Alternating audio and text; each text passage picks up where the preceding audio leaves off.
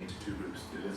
Feel light, but if you can't, don't let that put you off. If you can do that, go for your life, but if you can't, don't let that put you off. What they did in this study in Japan was my diet, and I don't know how we did it in prison. He said, I realized my whole life as a violent criminal was because of what I was eating. I feel like a completely different person. So, where it's super easy to make the wrong choice, super hard to make the right choice. You know, we're in America, 23 million Americans live in a food desert where they can't find a vegetable. You know, I met a woman from Cleveland who lived in the project. She said her mother wanted to feed her healthy food.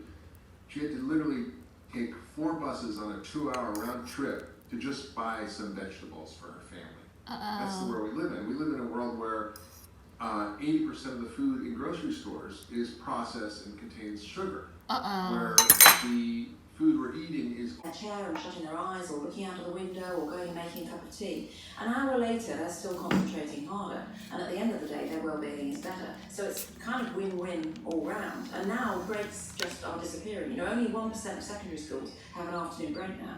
And in my day it was an afternoon break. You know, I've seen a lot of that research. It's why you take a break.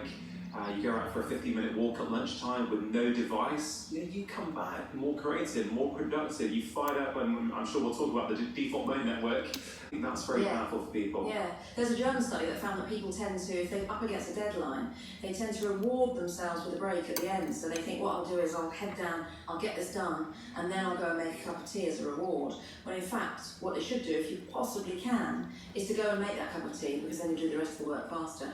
But we save it as the reward at the end, and that's actually a mistake. We should be doing it as we go so that we can work more easily.